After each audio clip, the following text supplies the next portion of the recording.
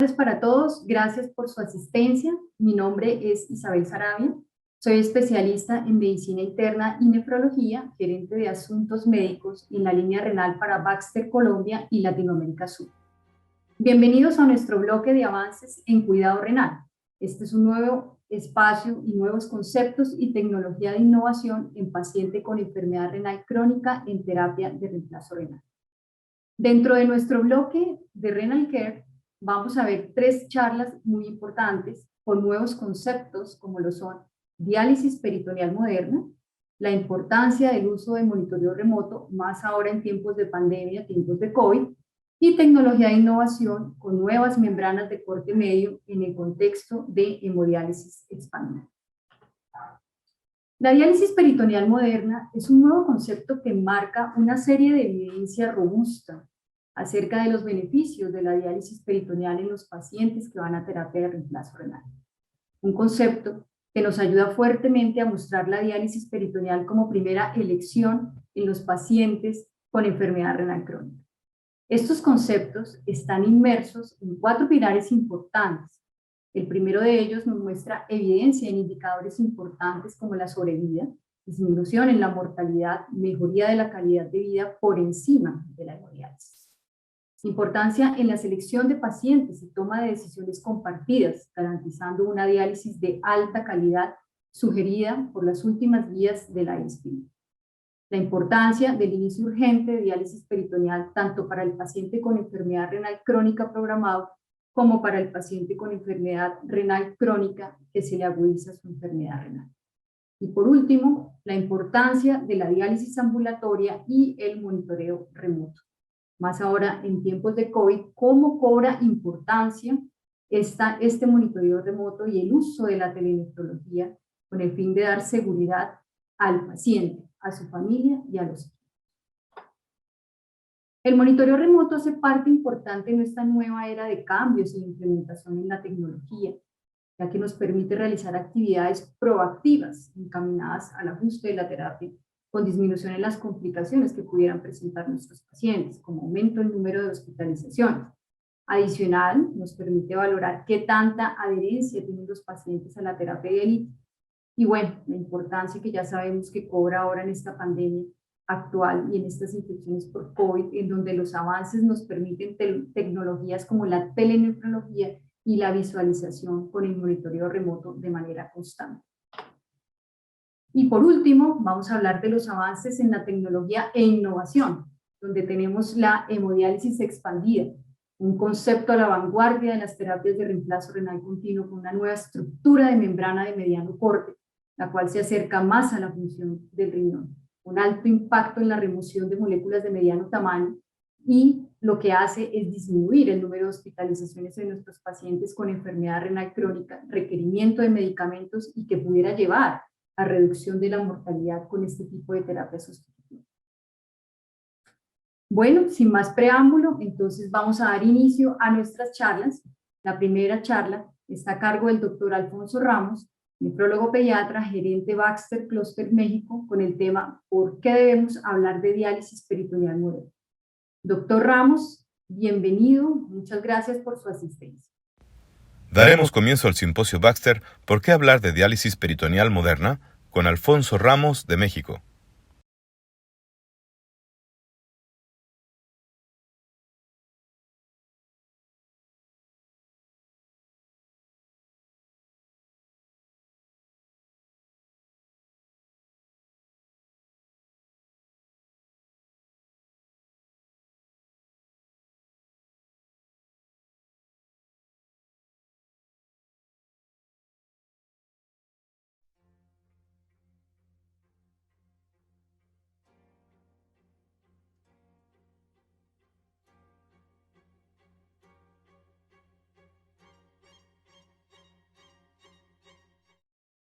¿Cómo están? Buenas tardes. Nuevamente, gracias por acompañarnos. El día de hoy ya mencionaba la doctora la importancia de lo que es innovación en diálisis. Entonces, una de las pláticas, y como ella mencionaba, ¿por qué debemos de hablar de diálisis peritoneal moderna? ¿De dónde viene este término? ¿Y qué es lo que queremos compartir con ustedes cada vez que hablamos o que vamos a empezar a hablar de diálisis peritoneal moderna? La primera publicación que se hizo de pacientes en diálisis peritoneal en casa data de 1978, el primer reporte que se tiene. Entonces, si nosotros hacemos cuenta del número de años que han pasado de esta primera presentación a lo que tenemos en este momento, realmente debieron de haber pasado muchas cosas. Entonces, podríamos decir que ha pasado en una diálisis peritoneal, en los inicios de la diálisis peritoneal, que ha pasado en una parte intermedia y cómo hemos llegado a esta parte y la modernidad nos ha cambiado, la tecnología y nos da nuevas opciones y oportunidades. Si nosotros revisamos realmente cuáles dentro de los hitos que ha habido en la evolución de la diálisis peritoneal, obviamente la primera opción que debimos de haber tenido es un catéter y un acceso peritoneal seguro. Después, como les mencionaba, en 1978, hablando ya de diálisis peritoneal, el primer reporte en casa. Después, una parte muy importante que nos ayudó al manejo de una de las principales complicaciones o preocupaciones que tenía el desarrollo de los sistemas de doble bolsa. Y después estudios que empezaron a mostrarnos algunas cosas en relación a supervivencia con los pacientes. Primero el estudio Canusa y después en el 2002 la publicación del estudio ADMEX, que fueron realmente cosas que nos hicieron cambiar la forma en la que nosotros veíamos la diálisis peritoneal. ¿Qué pasó en ese último estudio? ¿Por qué ese último estudio que fue un hito de la diálisis peritoneal? ¿Por qué tuvimos que llevar al estudio ADMEX? Como parte del desarrollo, les decía, se inició el catéter, se inició el manejo en casa y una gran preocupación era el manejo de las peritonitis, solucionado predominantemente con el uso de sistemas de doble bolsa, conectores de titanio, una serie de cosas. La siguiente preocupación que vino para los nefrólogos es cuál era la dosis correcta que yo debía manejar de dosis de diálisis con mis pacientes. Se tenía la experiencia de hemodiálisis y con esa experiencia de la hemodiálisis se buscó a través, como tratando de encontrar una dosis y justificaciones, algunas veces cuando veíamos algunas de las publicaciones de Kashabayan de cómo tratar de justificar las diálisis, todas estas partes el movimiento en pico de los solutos, tratando de explicar por qué la diálisis peritoneal y tratando de encontrar una dosis. El KTB era la búsqueda, sin embargo, lo que teníamos. Como parte de esa búsqueda de tratar de encontrar si realmente el KTB era lo que nosotros debíamos de ver, se genera este estudio, que es el estudio ADMEX, que tenía, este es un ensayo clínico y hasta la fecha es el ensayo clínico controlado más grande en diálisis peritoneal, que fue diseñado para probar una hipótesis. La hipótesis era que si nosotros incrementábamos las dosis de diálisis, los pacientes iban a tener una mejor supervivencia. ¿Qué se quería medir y cuál era el resultado primario? El resultado primario era medir mortalidad. Si realmente nosotros incrementando la dosis de diálisis de nuestros pacientes íbamos a aumentar la supervivencia de nuestros pacientes. Se midieron otras cosas, resultados secundarios que incluían hospitalización, nutrición, calidad de vida y otra serie de medición. El diseño del estudio es exitoso. Ustedes pueden ver claramente cómo existe una separación en los dos grupos, en el grupo de tratamiento y en el grupo control, en relación a las dosis que el grupo de investigadores nos habíamos propuesto. Es cómo podíamos separar un grupo con una dosis mucho más alta de diálisis que aquel paciente que se mantenía en el grupo control. Y eso con dos mediciones que se utilizaron tanto para depuración peritoneal de creatinina como para metas de depuración de KTB. Este slide lo conoce todo el mundo. Este es el resultado del estudio de MEC. Después de incrementar de forma importante y significativa las dosis de diálisis medidas por KTB y depuración peritoneal de creatinina, nada pasó con la supervivencia de los pacientes. La supervivencia de los pacientes fue mínima. El grupo control y el grupo experimental, la supervivencia fue la misma. ¿Qué aprendimos de ADMEX? ¿Cuál fue una de las cosas después cuando empezamos a analizar los resultados? Decíamos nosotros que en ese tiempo se diseñó y estábamos seguros que esto iba a ser un estudio positivo. Cuando empezamos a ver que no había resultados, ¿qué fue lo primero que nos dimos cuenta? Que el KTB nos daba una visión muy limitada del problema de nuestros pacientes. Que si nosotros seguíamos concentrados, como había pasado la década pasada, después de los resultados del estudio Canusa, si nosotros seguíamos concentrados en que nuestro paciente y los resultados de lo que esperábamos con nuestros pacientes estaban basados en los resultados del KT sobre B, los resultados de nuestros pacientes no iban a cambiar. Esta visión era una visión muy corta, era una visión muy limitada que nos daba el enfoque de un punto, pero nos dejaba un panorama muy borroso alrededor de esta dosis del KTB. Después de esto, ¿cuál sería la visión de una diálisis peritoneal hoy? ¿Cómo cambiaríamos en una visión de la parte de modernidad después de estos resultados? ¿Y hacia dónde nos tendríamos que mover? Empezamos a ver la relevancia de las toxinas urémicas. Si nosotros nos concentramos, los valores de KTB, si ustedes ven esta gráfica, los valores de KTB y depuración de creatinina son las moléculas que están más hacia la izquierda, o sea, son las moléculas más pequeñas. Cuando nosotros nos movemos hacia las moléculas que son realmente significativas en relación a sintomatología, todas son mayores a la urea y la creatinina. Entonces, de ahí que si nosotros seguimos enfocados solamente en esta parte de la izquierda, en estos dos primeros puntos de este gráfico del tamaño de las moléculas, vean ustedes, ahí dice toxicidad general, realmente cuando yo veo esta gráfica es lo que eso signifique. Sin embargo, todo el resto de las moléculas de mayor tamaño están asociadas a síntomas muy específicos en la enfermedad renal. Entonces, tenemos que pensar que cuando la visión, esta visión tan pequeña y tan poco centrada del KT-SAB9, nos quita o nos deja muy fuera de nuestra visión una serie de toxinas que sí están asociadas a sintomatología y nosotros tendríamos que manejar.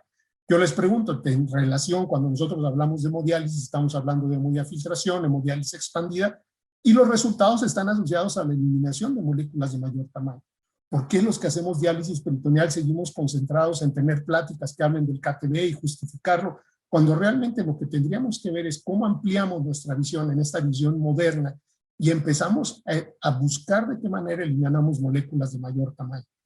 En APD, por ejemplo, yo puedo ponerle a un paciente 6 cambios en la noche y día seco y el KTB va a ser el correcto. Sin embargo, estoy eliminando moléculas de peso medio, estoy eliminando algo más que agua.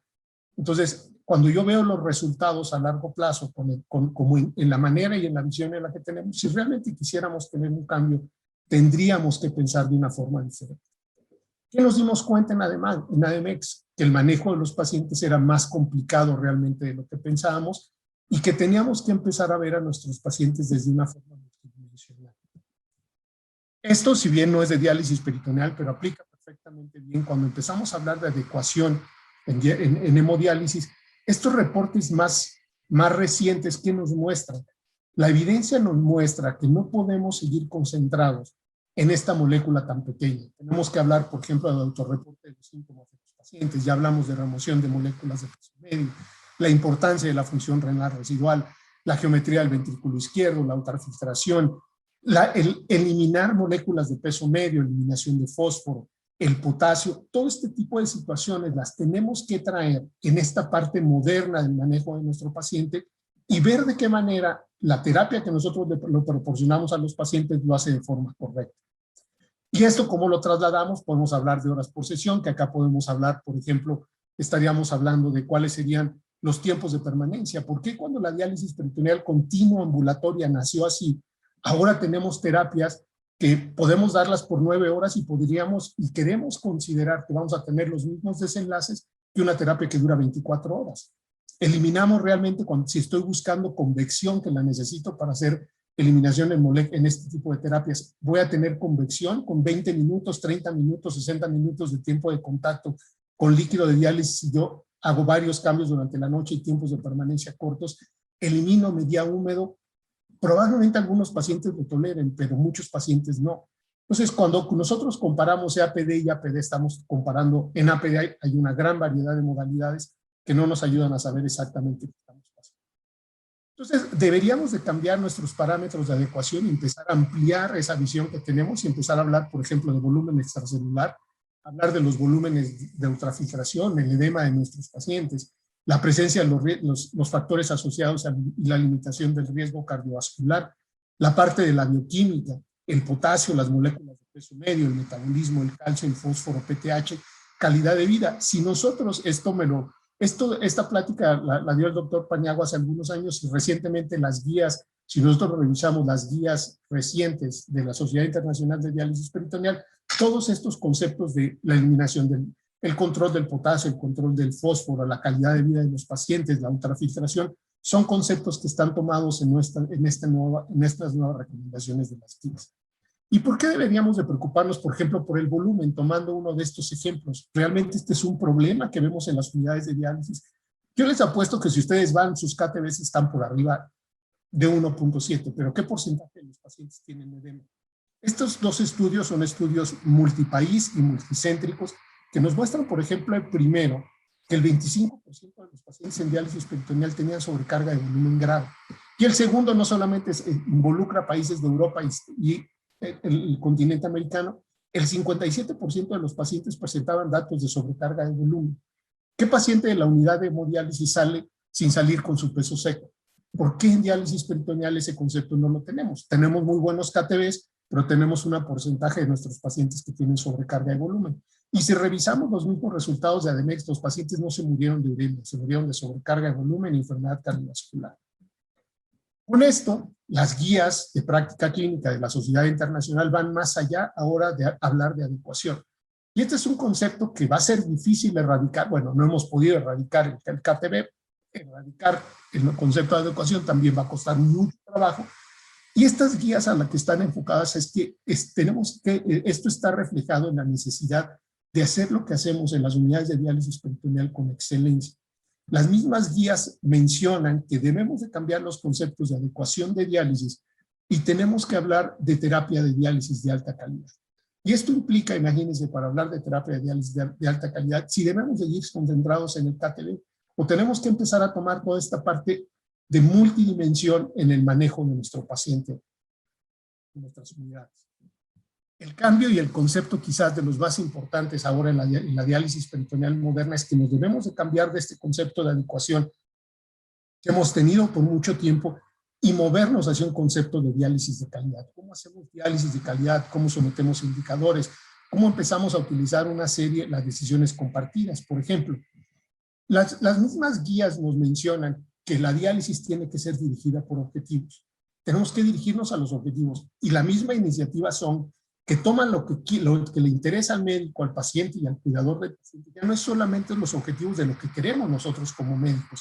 Y tenemos que empezar a involucrar lo que le interesa a los pacientes. Antes de entrar, el doctor Lorca estaba mencionando la parte de que tenemos que darle a los pacientes la opción y la decisión. El problema es que la responsabilidad de nosotros como médicos es que tendríamos que dar esa información al paciente de una forma no sesgada. Tendríamos que darle al paciente la oportunidad de seleccionar cualquiera de las modalidades de terapia de reemplazo de una forma no sesgada. El problema es que si yo nunca recibí un entrenamiento en diálisis peritoneal, no entiendo la diálisis peritoneal, los conceptos que tengo de la diálisis peritoneal son los conceptos de hace 10, 15 años y no me doy cuenta todo lo que ha cambiado la diálisis peritoneal, va a ser muy difícil que yo le pueda en esta responsabilidad para que el paciente decida lo que más le conviene a él, que lo haga con los fundamentos y con la decisión correcta para él, cuando conozca las ventajas que tiene una u otra terapia. El día que el paciente lo pueda hacer, sí, pero tendríamos que poderle mostrar al paciente de qué manera puede tener los mejores resultados de una forma no sesgada. Y esto, sabemos que el paciente que se involucra en la toma de la decisión va a tener mejores resultados. Cuando nosotros vemos esto en estudios recientes que nos muestran, cuando se le da de forma no sesgada a los pacientes, el 58% de los pacientes eligen terapias en casa, 58% de los pacientes eligen diálisis peritoneal. Y esto, cuando nosotros vemos que en el mundo la proporción de pacientes que están en diálisis peritoneal no es más allá del 10%, algo está pasando. Quizás no le estamos dando a nuestros pacientes las oportunidades de poder decidir y que él tenga y se involucre en esta toma de decisiones. Otra cosa que ha cambiado es la visita a nuestros pacientes. Estábamos acostumbrados a verlos en el consultorio, revisarlos, tocarlos.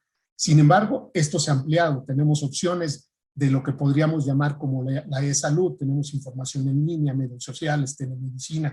¿Cómo aplicamos todos estos nuevos conceptos al manejo de nuestro paciente? A veces tenemos problemas para enviar pacientes a casa. Tenemos el temor de enviarlo. No sabemos si lo que le estamos dando al paciente es eficiente. En hemodiálisis yo entro a la sala y veo lo que está pasando en el paciente. El paciente que se va a casa se colocará las soluciones de diálisis, lo hará de forma correcta. Puedo detectar tempranamente complicaciones. Esto era un problema que teníamos previamente. Sin embargo, el monitoreo remoto nos permite manejar todas estas cosas. Yo puedo ver lo que está pasando con el paciente, puedo evaluar sus tratamientos, puedo ver si el paciente se conecta o no a la diálisis, puedo manejar su ultrafiltración, puedo detectar complicaciones tempranas, falla del catéter, peritonitis, todas estas opciones, y no voy a hablar más porque el doctor Sanabria va a hablar más ampliamente de este concepto, pero estas son las grandes ventajas y hacia donde nos tenemos que meter en este momento en la diálisis peritoneal moderna. Y después voy a tomar otro ejemplo de un país de América Latina. Llegó la pandemia Todas las guías y recomendaciones decían la mejor opción para los pacientes tiene que ser el que se mantenga en casa, limita el transporte, limita los contactos. Las guías internacionales, la sociedad internacional, cualquier tipo de sociedad decían traten de mantener a los pacientes en casa. Y esto se reflejó en que cuando nosotros evaluamos los casos de COVID en pacientes con diálisis peritoneal y hemodiálisis, el número de casos en pacientes en COVID es mucho menor.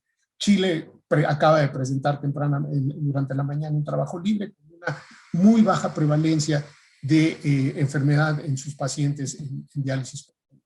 Y este es rápidamente un ejemplo de cómo la diálisis peritoneal puede mover en este cambio que nos obligaron a hacer. Son acciones que se realizaron en el programa de diálisis peritoneal de República Dominicana.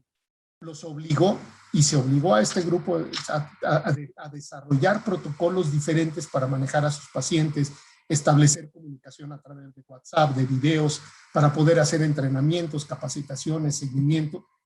Y todo esto a través de telesalud, fotografías, videos que se les enviaban a los pacientes con recomendaciones de educación. Y todo esto permitió mantener a los pacientes en casa. Recientemente publicaron los resultados de ese estudio y nada más quiero que se den cuenta cómo cambiaron drásticamente el número de consultas que se hacían de forma directa médico-paciente y cómo cambiaron y redujeron casi a un tercio las visitas y solamente aquellos de acuerdo al protocolo que se diseñó, como solamente trajeron a visitar a aquellos pacientes que tenían algún tipo de complicación. Pero la parte más importante de este cambio que se tuvo que hacer en el programa es que si nosotros comparamos lo que pasó en este programa 3 meses antes de la pandemia y 3 meses de la implementación, veamos que la tasa de hospitalización, la transferencia de hemodiálisis y la tasa de peritonitis no cambiaron en este grupo. O sea, estos nuevos cambios de cómo puedo implementar y puedo tomar estas ventajas me ayudan a manejar de forma correcta a mis pacientes. ¿Esto qué nos lleva? Que tenemos que pensar fuera de la caja.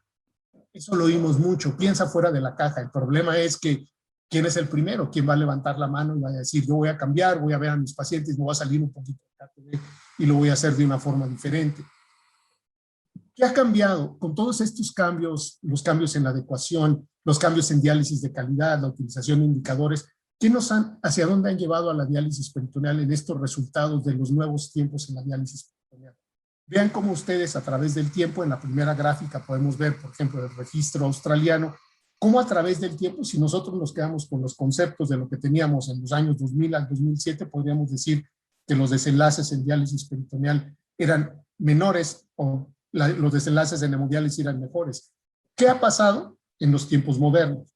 Si nosotros vemos con la implementación de todos estos protocolos, sabemos ese gran trabajo que se hizo en Australia para el control y el manejo de las mejoras en las tasas de peritonitis. Vean ustedes que después en esto podríamos considerar estas nuevas etapas de la diálisis peritoneal, vean cómo en la última etapa ya la supervivencia del paciente en diálisis peritoneal es mejor que la supervivencia del paciente en hemodiálisis.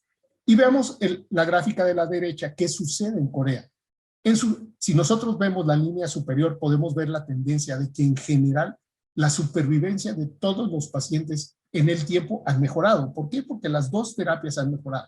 Sin embargo, la línea de medio representa lo que es la mortalidad en hemodiálisis y la línea inferior en azul oscuro, la mortalidad del paciente en diálisis peritoneal.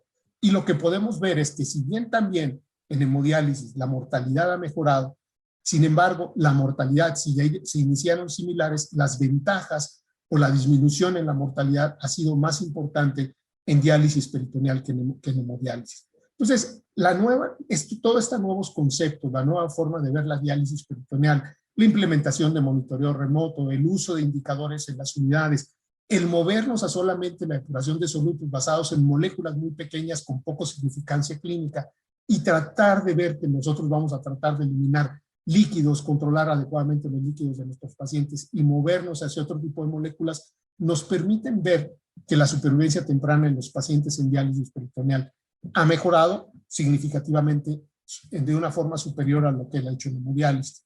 Y lo podríamos ver que cuando las tasas de supervivencia temprana son del 95% en el paciente en diálisis peritoneal y en hemodiálisis. Y a veces decimos, bueno, sí es la supervivencia temprana, pero después de 3 años y medio esto se equipara, sí. Pero si nosotros vemos cómo podemos traducir este beneficio de la supervivencia temprana, vean ustedes el ejemplo de 3 pacientes en diálisis peritoneal y 3 pacientes en diálisis. Ok, la supervivencia después de un tiempo largo se equipara. Sin embargo, el número de meses vividos que va a tener su paciente, si vemos comparamos con el paciente 2 y el paciente 3, esos pacientes, a mí me gustaría ser, si alguno de mis pacientes fuera ellos, realmente me gustaría que estuvieran en el caso del paciente 2 o el paciente 1, en el que esta supervivencia temprana les da mayor tiempo de estar en la terapia. Entonces, para concluir, ¿cuáles serían y qué pudiéramos hablar de este nuevo concepto de diálisis peritoneal moderna y qué resultados estamos teniendo en los últimos años en la diálisis peritoneal?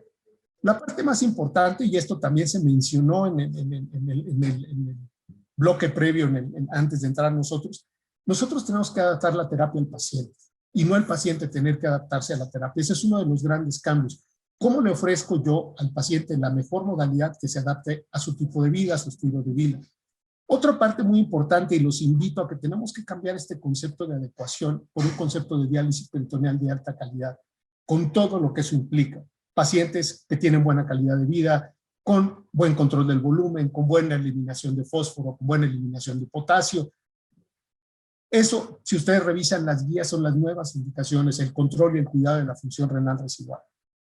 Y además, esta nueva manera de ver a los pacientes nos puede ayudar en momentos de crisis. No solamente en este momento es el COVID, pero imagínense un temblor que les limite el acceso a las unidades de hemodiálisis, un tsunami que limite las llegadas, el agua correcto en las unidades. Cualquier tipo de crisis, la diálisis peritoneal o el manejo del paciente en casa debe tener sus ventajas comparado con aquel paciente que tiene que asistir, salir de su casa y moverse a una unidad para recibir su terapia. Muchísimas gracias.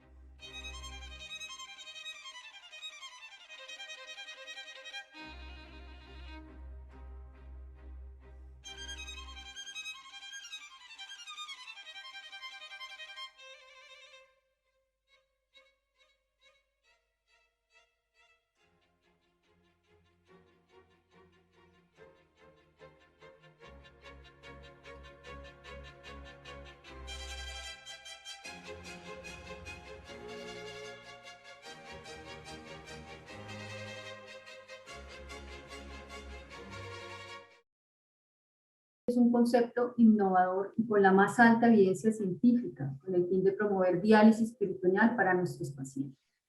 Continuando con nuestro bloque de charlas, a continuación el doctor Mauricio Sanabria, especialista en medicina interna y nefrología, con maestría en epidemiología clínica, máster en bioética, gerente de asuntos científicos de Baxter Renal Care Service Latinoamérica, profesor epidemiológico de la Universidad del Rosario, Colombia, y líder del Grupo de Investigación de Enfermedades Renales y Diálisis RCS y Universidad Nacional Colombia, con el tema de monitoreo remoto en pacientes de diálisis peritoneal automatizada, experiencias novedosas de un programa en una red de clínicas renales en Colombia.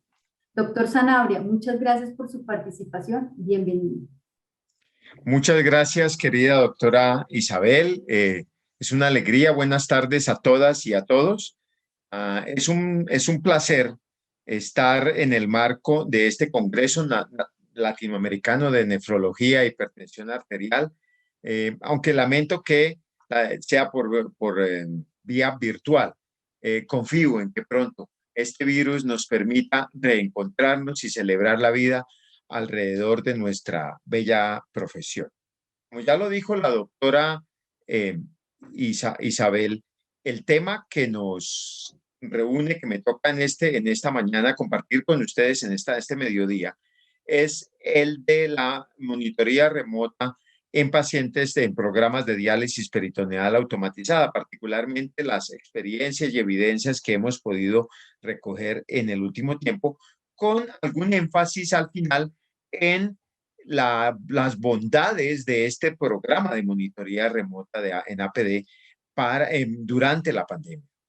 Ya hay muchas experiencias, nos acaban de mostrar una o dos experiencias en República Dominicana y en Chile, entonces me parece que esto es algo de mucha utilidad. Yo les estoy saludando desde Bogotá, Colombia. Aquí tengo una foto de uno de nuestros centros clínicos, la Fundación Cardioinfantil, donde están una de nuestras clínicas renales, y al fondo ven ustedes ese atardecer en la sabana de Bogotá. Espero que pronto puedan venir nuevamente a Bogotá y que podamos disfrutar de tiempo. Aquí está mi conflicto de declaración de conflicto de interés. Soy empleado de Baxter Renal Care Services, una compañía de Baxter Healthcare Corporation International. Y sin más, quiero arrancar, y como sé que algunos podrían no estar totalmente familiarizados con la red de unidades y de clínicas renales de Baxter Renal Care Services en Colombia, voy a poner dos cositas para mirar en qué contexto se ha generado esta evidencia. Lo primero sería decir que el sistema de salud colombiano ofrece acceso completo a terapias de reemplazo renal, y que digamos, el mercado de salud colombiano tiene un reembolso para hemodiálisis y diálisis peritoneal que son muy similares. Esto le da unas características particulares a este entorno de prestación de servicios acá en Colombia. Nuestra red tiene 46 clínicas renales que ofrecen tratamiento para hemodiálisis y diálisis peritoneal, ambas terapias. En el momento, este es un corte hace unos meses, estamos con un volumen de atención para nuestros pacientes del orden de 8.500 pacientes, 8.415 dice ahí, y obviamente un enfoque muy grande. El doctor Lorca venía hablando hace unos minutos antes de este simposio de los programas preventivos. Nosotros tenemos un volumen de al menos 11.700 pacientes en tipos de programas de clínica de salud renal, prevención secundaria, manejo predialítico, etc. El 38% de nuestros pacientes se encuentran en diálisis peritoneal, de nuestros pacientes en diálisis, se encuentran en diálisis peritoneal, ahí ven ustedes en la diapositiva. De ellos, el 34% en diálisis peritoneal continua ambulatoria, el 28.3% en diálisis peritoneal automatizada sin monitoría, y ya el 37.6% de nuestros pacientes, que representa alrededor de 1.231 para el momento de este análisis, aunque hoy en día ya estamos cerquita a los 1.500 pacientes, están en programas de diálisis peritoneal automatizada con monitoría remota. Como dato de contexto, los pacientes, la relación enfermera de diálisis peritoneal a paciente es del orden de una enfermera de tiempo completo por cada 50 pacientes de diálisis peritoneal, con tasas de peritonitis que en nuestra red se mueven alrededor de los 0.21 episodios por paciente año, y con una incidencia de falla de la técnica de alrededor del 7% al año. Entonces, esto es digamos, como una visión general de la red que nosotros manejamos aquí. Y pasamos entonces a mencionar que hace unos 4 años, por ahí por el 2016, segundo semestre del 2016, se lanzó en nuestra red de clínicas renales los programas de monitoría remota. Voy a hablar un minuto sobre las características que tendría que tiene este programa de monitoría remota. Lo primero sería decir que desde el punto de vista del paciente, típicamente se siente más confiado por la visibilidad completa que hay de su terapia por su equipo terapéutico en la clínica renal.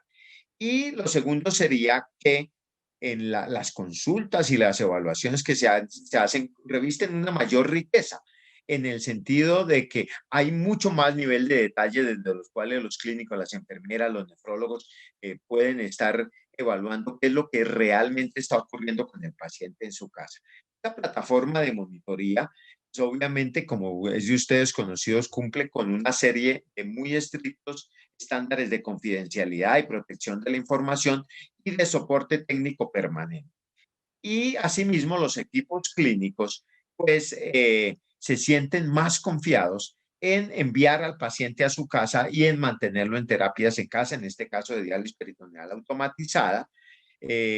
Como ustedes conocen, el equipo clínico en la unidad renal, en la clínica renal, tiene la posibilidad de que a la mañana siguiente del tratamiento, pues se pueda revisar qué ocurrió en el último tratamiento y las tendencias que se vienen viendo. Eso genera unos tableros de control con banderas y alarmas que resaltan donde existe algún evento que pueda ser de interés en el seguimiento al paciente. Asimismo, hay la posibilidad de eventualmente detectar tempranamente eventos clínicos como por ejemplo disfunción de catéter, problemas con la ultrafiltración, mal control de la tensión arterial, incrementos de peso. Es decir, hay toda una riqueza clínica que antes pues no se tenía en la época pre-monitoría remota, pues porque el paciente se iba a su casa y teníamos casi que confiar en que si algo se presentaba se viniera rápidamente a la unidad renal. Y algo, digamos, que ustedes conocen también es que existe la posibilidad de generar cambios de prescripción en la terapia de diálisis peritoneal de manera remota sin que el paciente tenga que llevar su máquina de diálisis a la unidad renal para reprogramar el tratamiento. Entonces, esto facilita una mayor proactividad en los ajustes de diálisis peritoneal automática. Es muy importante resaltar, y en esta diapositiva quiero hacerlo, resaltar que al margen de la herramienta tecnológica, de la herramienta de monitoría remota, es el programa sobre cómo se maneja la herramienta lo que va transformando las realidades de los pacientes. En ese sentido, la manera como concebimos en Baxter Renal Care Services el programa de monitoría remota, y lo dejé las iniciales que se usan en inglés, tenía estos siguientes, estos puntos que quiero resaltar. Lo primero fue hacer un muy juicioso entrenamiento inicial a los pacientes, claro está, en la nueva tecnología. La máquina sufrió, la máquina del dispositivo de diálisis peritoneal automatizada sufrió unos pequeños cambios, y entonces se hizo entrenamiento a los pacientes, pero claro está también a las enfermeras y los nefrólogos sobre el uso de la tecnología, el establecimiento de las alarmas, y lograr de esa manera una profundidad en lo que sería el nuevo programa de diálisis peritoneal automatizada.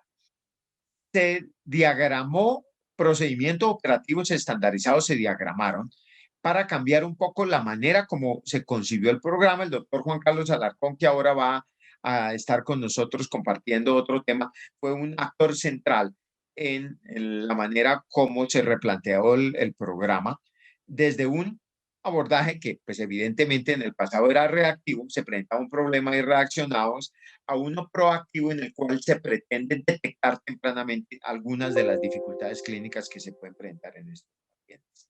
Eso generó nuevos indicadores, por ejemplo, de control de tensión arterial y peso, de ultrafiltración diaria, de la manera como se está prescribiendo la terapia, y eso nos permitió replantear muchos de nuestros indicadores clínicos. Y al mismo tiempo generó oportunidades de investigación en estudios exploratorios, en estudios de satisfacción con el cuidado, en estudios observacionales analíticos de tipo cohortes retrospectivas o incluso prospectivas, al margen de las posibilidades de hacer experimentos clínicos o ensayos clínicos aleatorizados con estas poblaciones.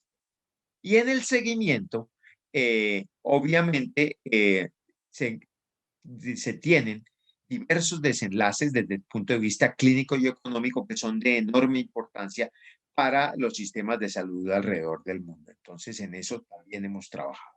Entonces, esta fue la manera como nosotros implementamos y concebimos el nuevo programa de monitoría remota en pacientes de diálisis peritoneal automática. Muy rápidamente unos slides que ustedes conocen mejor que yo, pero pues digamos, en esta suerte de presentación, pues quiero resaltar con ustedes de posibilidades de la herramienta de monitoría. Por ejemplo, en el tema de adherencia, que es un tema tan central, tan importante, y que resaltaba el doctor Ramos ahora en PD Moderna, pues podemos darnos cuenta si el paciente realmente está adherido o no a la terapia. Ahí vemos como un jueves y un lunes el paciente simplemente no se hizo la terapia. Este es un ejemplo. O, por ejemplo, también donde hay problemas de señal, entonces se pierde señal y quedamos, pues digamos, en el lado oculto de la luna y entonces las enfermeras tienen que llamar a ver qué es lo que está ocurriendo con el módem, si es un problema en el módem, se perdió la señal de celular en ese sitio. Nosotros tenemos en América Latina lugares con geografías bien extremas y diversas y entonces puede ocurrir el problema de que no llegue bien la señal.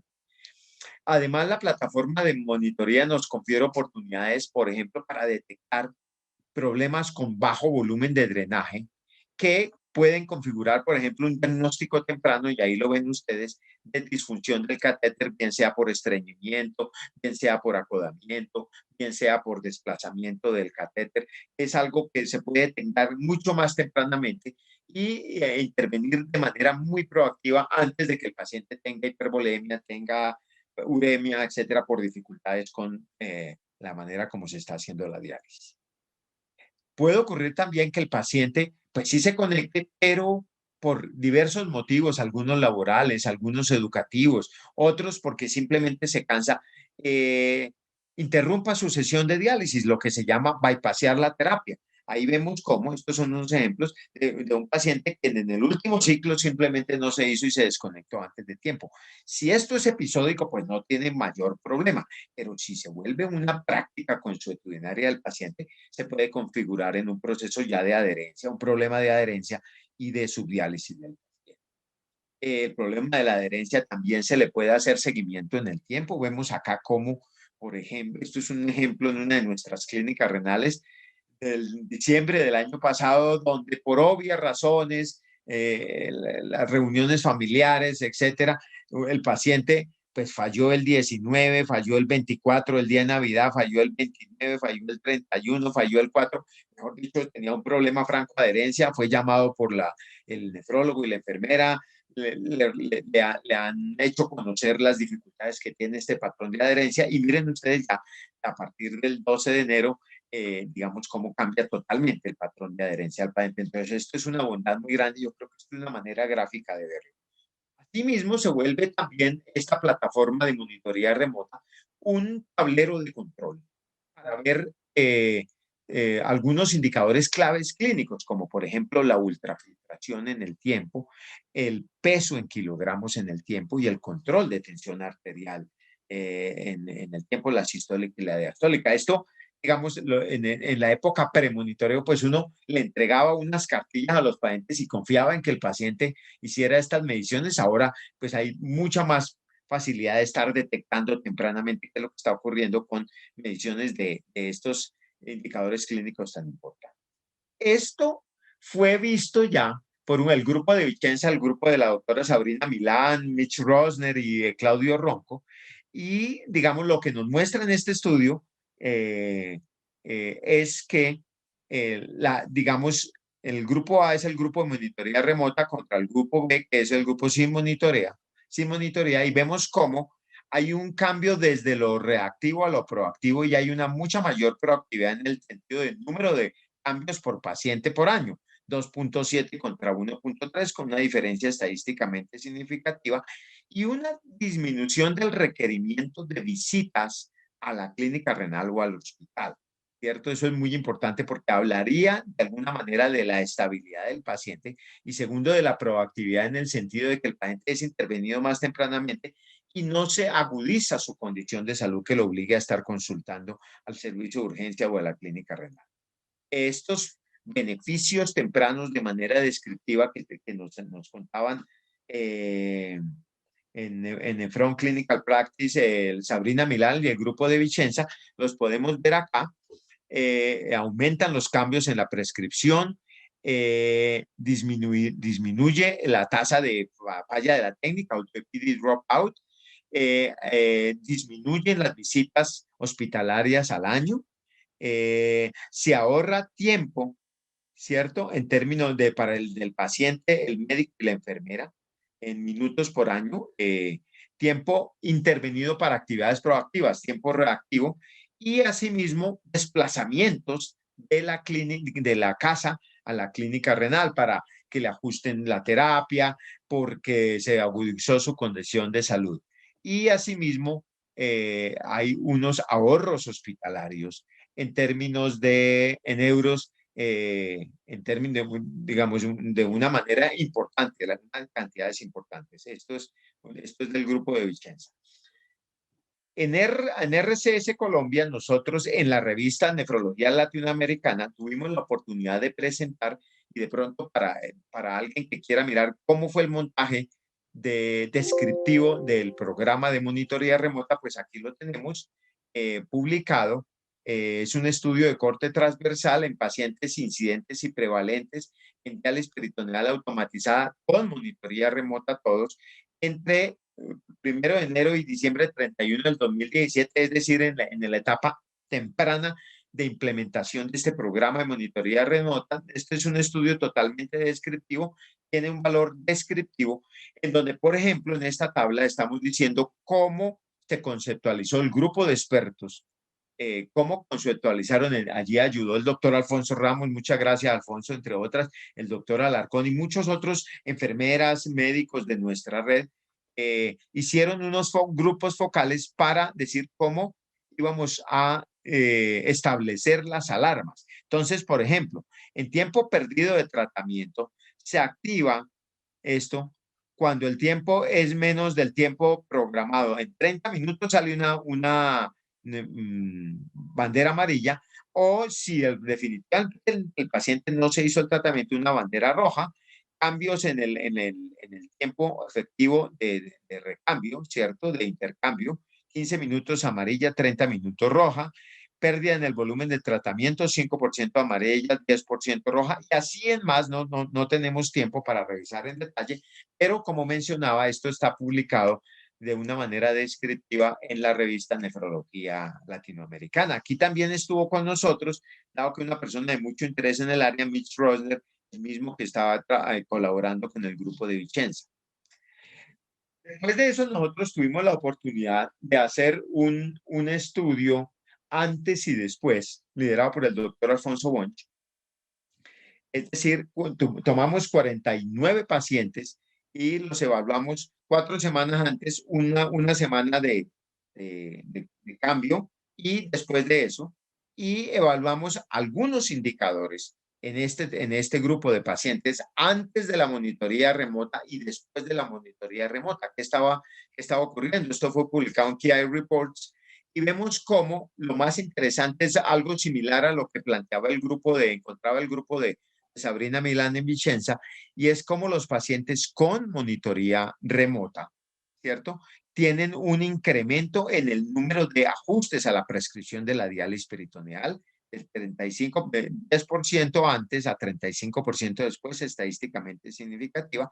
Y algo interesante es lo que nosotros denominamos aquí la proporción de pacientes con preventive consultation, es decir, como consultas preventivas. Es cuando el paciente se encontraba algo en la condición del paciente en la plataforma de monitoría, y de manera preventiva se le decía al paciente: queremos verlo en la unidad renal antes de que nos llegue a hospitalización o al servicio de urgencias. 43% en la fase post contra 14% en la fase pre. Esto habla de un cambio de lo reactivo a lo proactivo. Y algo interesante que se vio es que el control de la tensión arterial, aunque no es digamos, la magnitud del descenso no es muy grande, sí es estadísticamente significativa, la diastólica de 81, la media de diastólica de 81 milímetros de mercurio a 77 milímetros de mercurio. Esto es interesante y comenzó a arrojarnos luces sobre cómo estaba funcionando el tema. De suerte que se montó una cohorte retrospectiva de pacientes incidentes en 28 clínicas de Baxter Renal Care Services en 6 ciudades de Colombia, que fueron las ciudades donde primero se implementó el programa, para comparar las tasas de hospitalización y los días hospitalarios en pacientes con y sin monitoría remota. Evidentemente, allí pueden existir sesgos en estos estudios observacionales, sesgos en la selección de los pacientes, motivo por el cual se utilizaron metodologías estadísticas como la que planteamos acá, puntajes de propensión para emparejamiento con estos puntajes, de cara a que se pueda controlar estadísticamente los sesgos que hay en este tipo de investigación observacional. Y lo que observamos fue que la tasa de hospitalización disminuyó en pacientes con monitoría remota a 0,56 eventos por paciente año, comparado con 0,92 en los pacientes sin monitoría. Y asimismo, los días hospitalarios cayeron en los pacientes sin monitoría remota de 12,1 días a 5,59 días hospitalarios por paciente año, ambos con incidence rate ratio, con tasas de incidencia, relaciones de tasas de incidencia estadísticamente significativas, ambas en favor de la monitoría remota. Ustedes se preguntarán por qué vía podría ser ese mejoramiento en la disminución de la tasa de hospitalización y de días hospitalarios.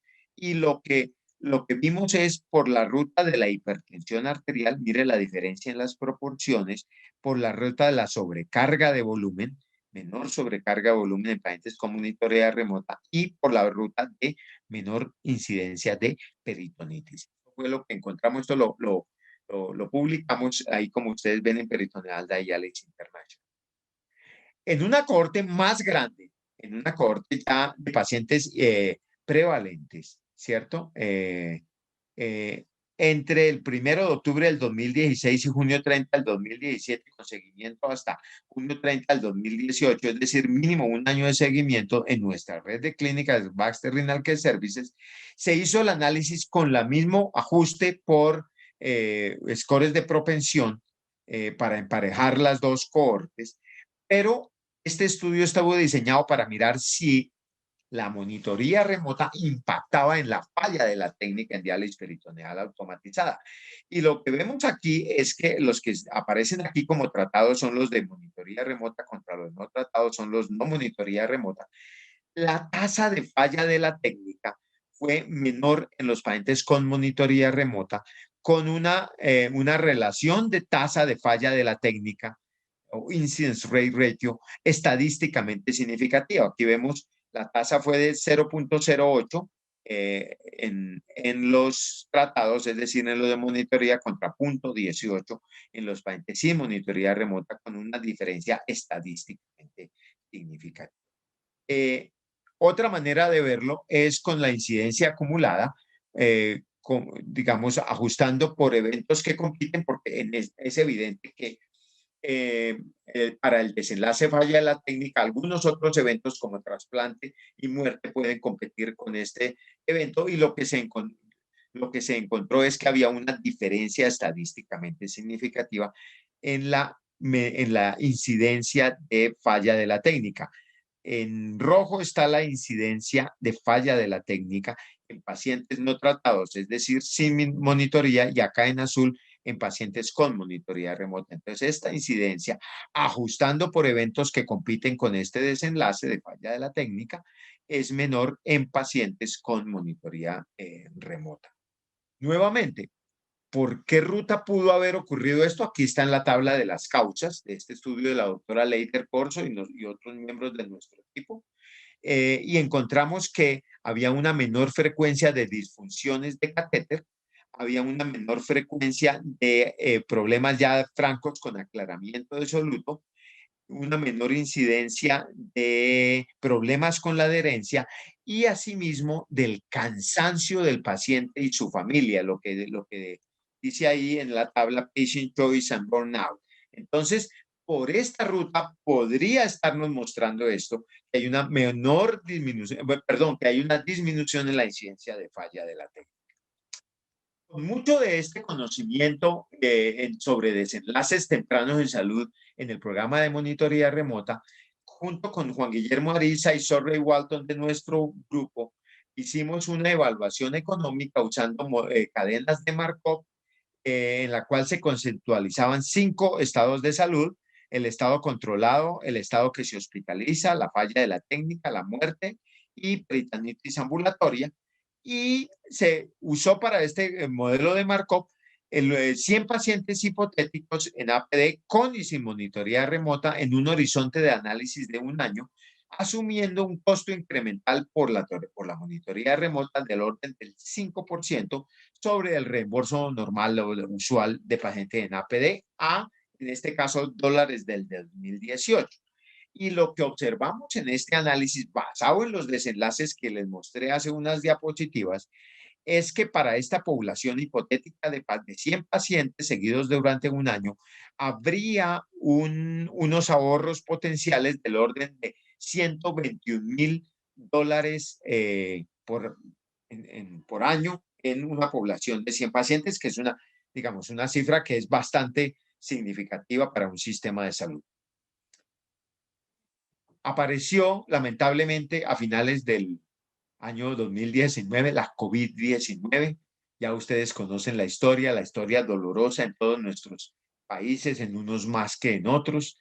Y los equipos clínicos se vieron abocados a realizar ingentes esfuerzos por tratar de disminuir el riesgo de las poblaciones. Y una población que fue muy socorrida en esto fue la población de pacientes con diálisis peritoneal automatizada, en quien vino muy bien, vino como anillo al dedo los programas de monitoría remota.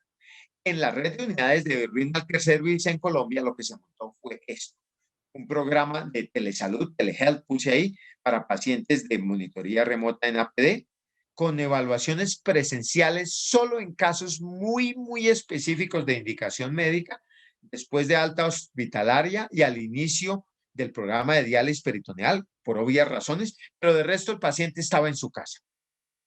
Con triage telefónico semanal para evaluar factores de riesgo y síntomas de COVID-19, revisión diaria de los tratamientos en la plataforma de monitoría, revisión de la técnica de APD a través de videos o videollamada, como ya nos mostró el doctor Alfonso del grupo de República Dominicana.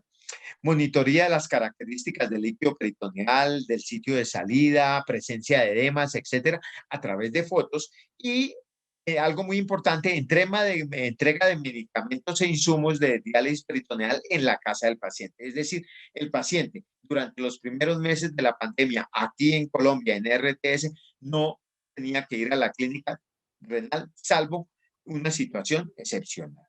Y lo que vimos es que antes que disminuir el indicador de adherencia a la terapia de diálisis peritoneal automatizada, se mantuvo y mejoró estadísticamente significativa. La proporción de pacientes con más del 10% de sesiones que no se realizaron cayó. La proporción de pacientes que perdieron más del 5% del tiempo efectivo de recambio cayó, aunque no estadísticamente significativa. Aumentó la frecuencia de teleconsulta, como era obvio, y las evaluaciones en el sitio, es decir, en la clínica renal, pues cayeron dramáticamente por paciente mes, de 5 a menos de una evaluación por paciente mes. La tasa de peritonitis se mantuvo, es decir, no hubo ningún problema de seguridad con los pacientes.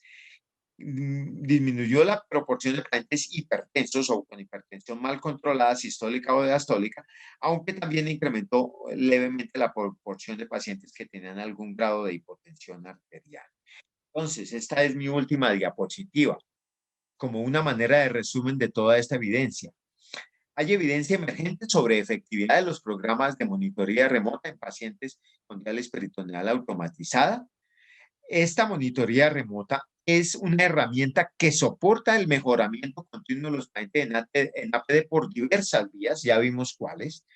La monitoría remota en el entorno de Baxter Renal Care Service Colombia puede estar asociada con una reducción en las tasas de hospitalización y días hospitalarios, y cuando digo puede es, nosotros encontramos que sí se reduce, pero no era un experimento clínico, es un estudio observacional analítico.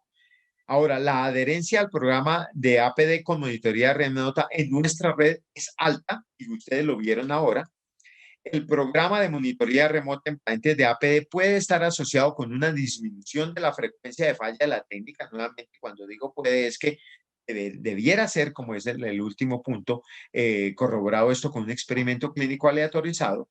Y el programa de APD con monitoría remota ha sido de mucha utilidad durante la pandemia de COVID-19, como ya ha sido reportado no solo por nuestro grupo, sino por otros grupos alrededor del mundo, incluido la experiencia tan bonita que nos presentó Alfonso, República Dominicana, y la otra que mencionaba de Chile.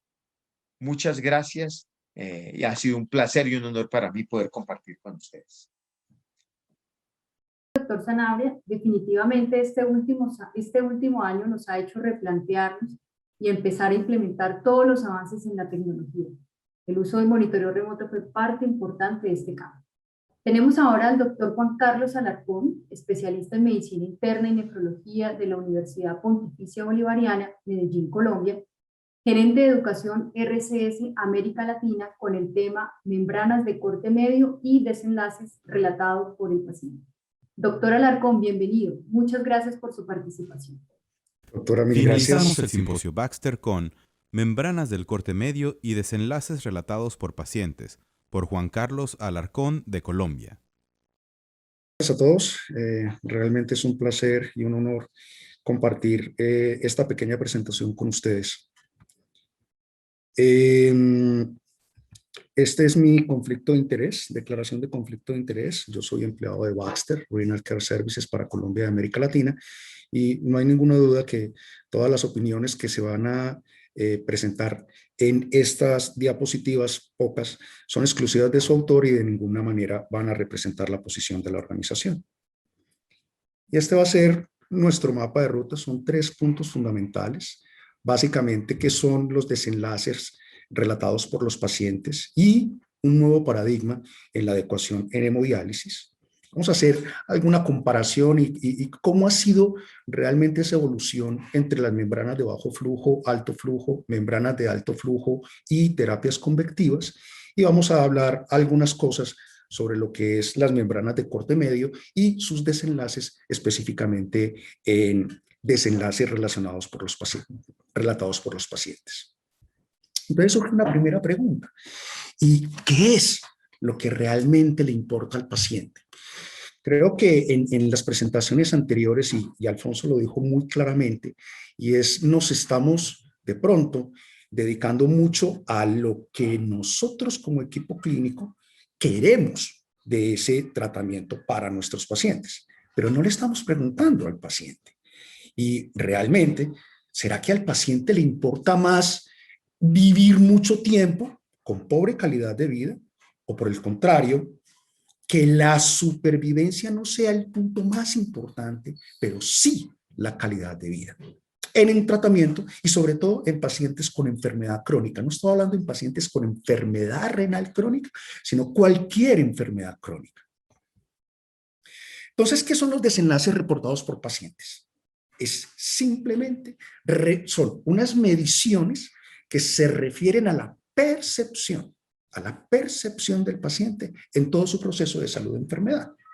Y lógicamente se refiere a los resultados en su salud, pero dirigidos a su bienestar, no necesariamente con ese objetivo fundamental que nosotros hemos tenido durante muchísimos años, como por ejemplo es la supervivencia de nuestros pacientes. Y en el enfoque de salud centrado en la persona, hay 2 puntos claves. Primero, la toma compartida de decisiones. Y en segundo lugar, dos cosas. Optimización de la calidad de vida y minimización de los síntomas que sobrevienen, lógicamente, por esa condición nosológica. Entonces, ustedes preguntarán, bueno, ¿y esto se puede? ¿Eso es difícil? ¿Eso es fácil? ¿Eso consume muchísimo tiempo? ¿Cómo me preparo? ¿Cómo me preparo? Entonces, lo primero es saber exactamente usted qué es lo que quiere. Pero qué es lo que quiere no como equipo clínico, qué es lo que quiere de acuerdo a lo que le importa al paciente. ¿Qué es lo importante para el paciente? ¿Qué va a impactar al paciente en todo ese proceso de atención? Cuando usted ya eso lo tiene claro, usted implementa un método. Ahora, yo aquí pongo 2, pero pueden ser más. Por ejemplo, entrevistas o encuestas de calidad de vida. Por ejemplo, evaluación de los síntomas relatados por los pacientes. Pero eso, acuérdense, depende tanto del equipo clínico, pero sobre todo de lo que le importa al paciente. Y por último, pero no menos importante, es que definitivamente tenemos que hacer evaluaciones a largo plazo. ¿Para qué? Para poder establecer programas de mejora continua. Entonces viene el nuevo paradigma de calidad. Y la pregunta, o ante la pregunta, ¿en pacientes con insuficiencia renal crónica se ha impactado su supervivencia? Absoluto. ¿En los últimos 25 años se ha impactado la supervivencia de los pacientes en terapia de reemplazo renal? La respuesta es sí. Pero la segunda pregunta yo creo que nos da un poquito más dificultad para contestarla. Y es, ¿en pacientes con insuficiencia renal crónica se ha impactado su calidad de vida? Y otra que quiero que también quede en el ambiente, en pacientes con insuficiencia renal crónica, nosotros hemos impactado su calidad de muerte, porque son las dos cosas. Y entonces, tradicionalmente, nosotros nos basamos en lo fundamental. Y lo fundamental, ¿qué puede ser? Niveles de hemoglobina, niveles de KTB, rata de reducción de la urea, que la ganancia de peso, que la PTH, que son indicadores importantes, no hay duda, ¿cierto? Pero en la medida en que vamos evolucionando un poquito en los programas de nuestras clínicas renales, encontramos unos programas un poco más complejos, y es ¿cómo voy a evitar esa sobrecarga hídrica o esa sobrehidratación de la que nos hablaban en la primera conferencia? ¿Cómo voy a hacer para minimizar todos esos efectos o enfermedad cardiovascular? ¿Qué voy a hacer con el paciente diabético, diabético tipo 1, diabético tipo 2? ¿Cuáles van a ser sus metas? Porque al fin de cuentas yo voy a tener realmente son dos medidas de efectividad. Un impacto en la mortalidad, ojalá que sea un impacto beneficioso, pero además de eso un impacto en las hospitalizaciones. Y empieza un concepto bien interesante y es de la experiencia del paciente. Pero miren lo que está en el top. En el top de nuestra pirámide de calidad es la calidad relacionada con salud, calidad de vida relacionada con salud. Entonces, en el nuevo paradigma, se basa en la escogencia del mejor tratamiento, pero desde la perspectiva del paciente, no necesariamente desde la perspectiva del equipo clínico. Unas palabras en cuanto a dializadores. Todos conocemos esta gráfica, todo el mundo se la sabe. Esto es el modelo de aclaramiento de urea que nos dio como un índice de adecuación de diálisis, el KTB. Debemos recordar que esto nació cuando teníamos una mortalidad inaceptablemente alta en pacientes en hemodiálisis, y adicionalmente estos modelos también fueron hechos con membrana celulósica que tienen poros pequeños y además de eso un perfil de biocompatibilidad terrible. Es muy sencillo. Este es el de la urea específicamente. Cuando arranca la sesión de hemodiálisis, empieza a disminuir inicialmente a una velocidad un poquito mayor, posteriormente se va aplanando, lógicamente cuando se va logrando un equilibrio entre compartimentos, disminuye la urea, pero esto ocurre en el espacio intravascular, o sea, en el espacio plasmático. Ahora, el soluto que está compartimentalizado en el espacio extraplasmático empieza a disminuir posteriormente de que empieza a disminuir el del espacio intraplasmático, pero no a la misma velocidad. Por lo tanto, sin importar cuán larga sea la sesión de diálisis, estas dos líneas no se van a tocar. ¿Y qué pasa con la urea? Entonces, por todo el proceso de rebote, posteriormente se vuelven a igualar las dos concentraciones. Tercera o cuarta pregunta. ¿Será que todos los solutos de retención se comportan exactamente como la urea? Ya sé cuál es la respuesta. Ustedes saben cuál es la respuesta. Obviamente no. Miren, solutos de bajo peso molecular, acuérdense que son los que están por debajo de 0.5 kilodaltons, no tienen el mismo movimiento que la urea, porque aquellos que tienen un volumen de distribución mayor para ser igualmente aclarados con la misma efectividad de aclaramiento de la urea, necesitan más tiempo. Y aquellos aquellos solutos que tienen un volumen de distribución menor requieren más frecuencia. Entonces, ni siquiera los solutos de bajo peso molecular se comportan como la urea. Ahora, los solutos de mediano peso molecular tienen digamos que un bemol adicional, y es que estos solutos tienden a compartimentalizarse de una manera más fuerte que la urea. Por lo tanto, esa curva o esa distancia entre las curvas que vimos en la diapositiva anterior va a ser mucho más amplia, y eso también implica que el fenómeno de rebote de ese soluto sea muchísimo mayor. Y los solutos unidos a proteínas, pues su aclaramiento va a depender de la afinidad que tenga el soluto por esa proteína. Y llama la atención que la gran mayoría de los solutos unidos a proteínas, de hecho, son de bajo peso molecular. Este artículo, a mí me parece muy bonito, del 2015, donde le dicen, venga, ¿será que el KTB está llegando a sus últimos días? Y no solamente en diálisis peritoneal, también en hemodiálisis. Y miren todos los bemoles que puede tener la medición del KTB o hacer un seguimiento de diálisis adecuada a través de un indicador que utiliza un soluto, uno solo, y que definitivamente no se mueve como el resto de los solutos de retención. Definitivamente los estudios clínicos que demuestren que la urea es tóxica son prácticamente inexistentes. Y los solutos, tanto de bajo peso molecular como de mediano y unidos a proteínas, se mueven de una manera completamente diferente a la urea. ¿Cuántos solutos de retención hay? Esta es una revisión del 2012, y en la revisión del grupo de toxinas urémicas de Europa, la base es la del 2007. O sea, 5 años después dijeron, venga, hay 58 solutos más. Nos queda un total de 88 solutos de retención. Recuerden que una cosa es el soluto de retención y otra cosa es la toxina. El soluto que es capaz de producir alteración biológica por su acumulación ya es una toxina. Entonces hay 88 y nosotros estamos midiendo 1. ¿Qué son los solutos de alta retención?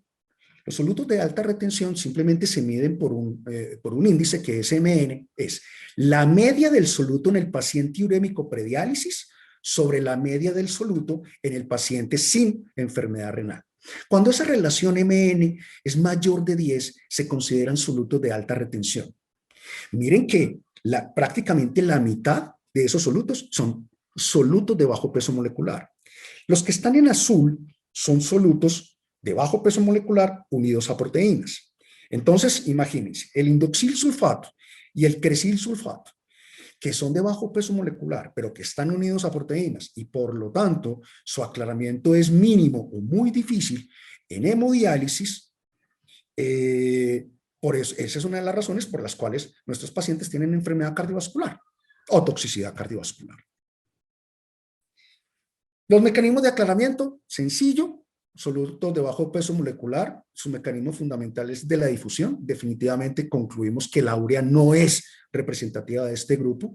Esos son solutos por debajo de 0.5 kilodaltons.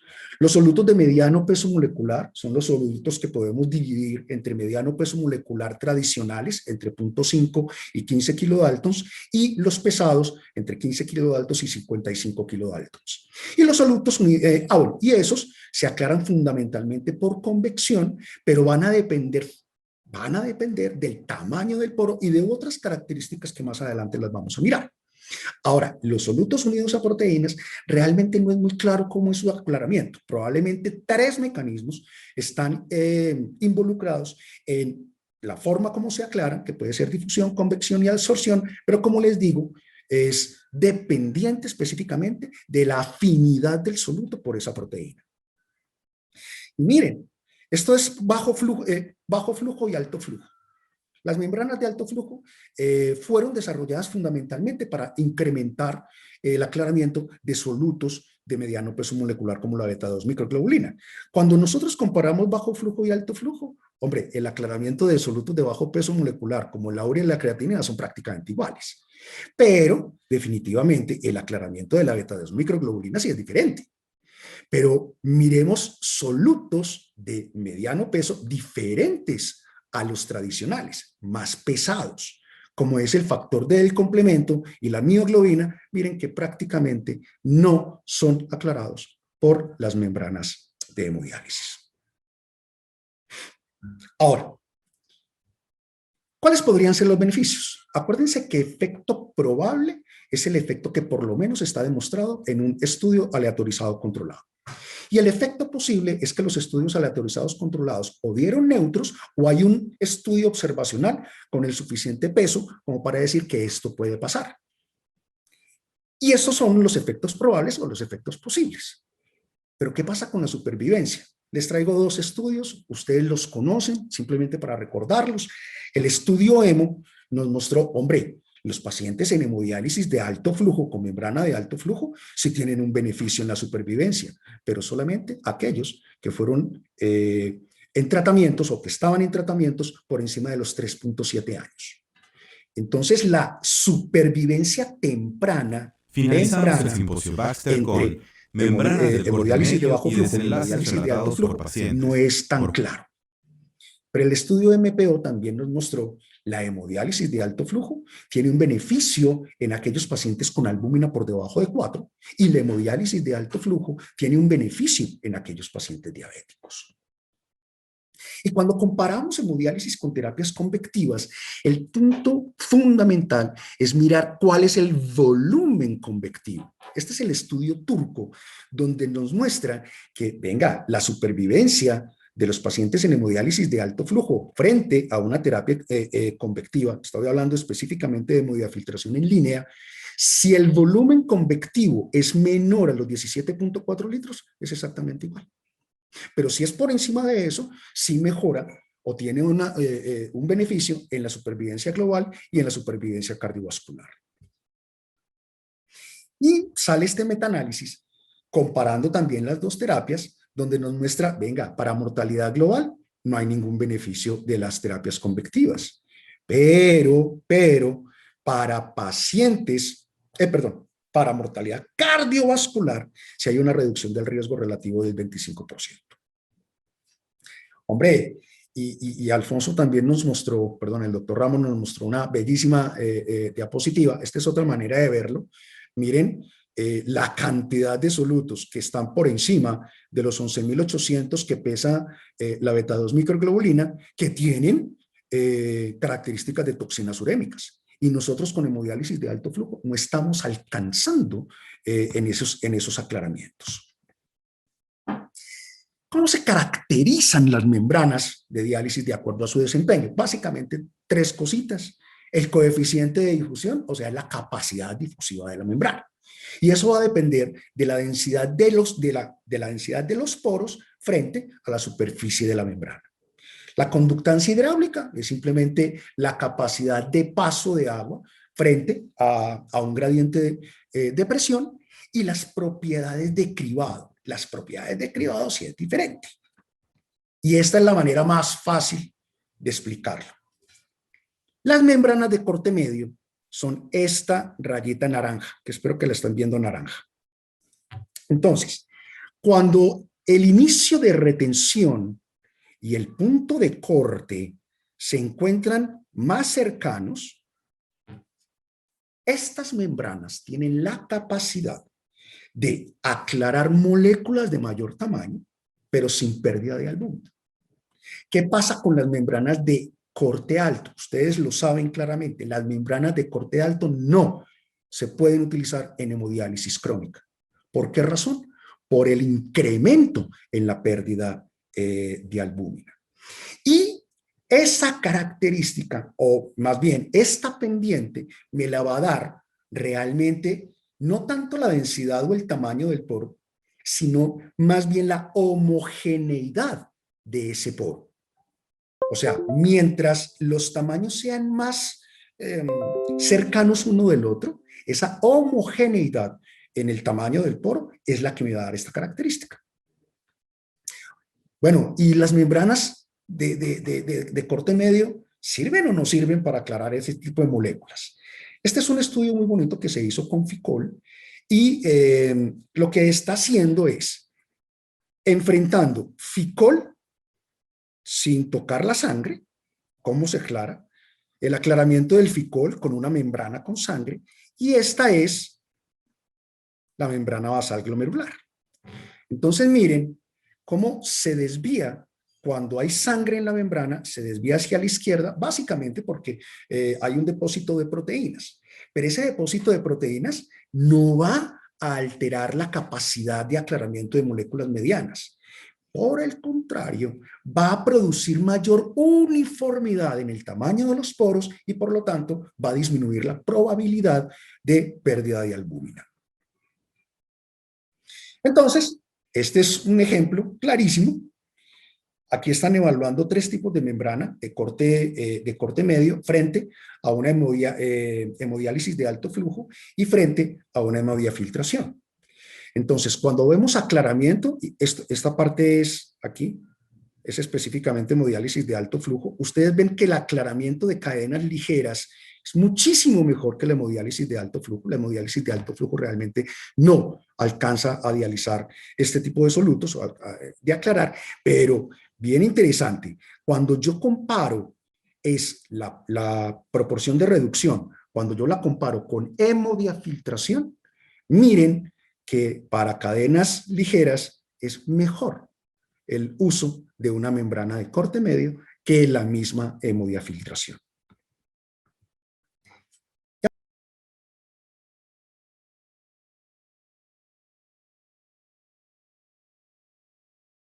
Capital en relación al uso de membranas de corte medio y desenlaces relatados por los pacientes. El primero es un estudio coreano del Dr. Lim, es un estudio aleatorizado, controlado, abierto, un solo centro, 50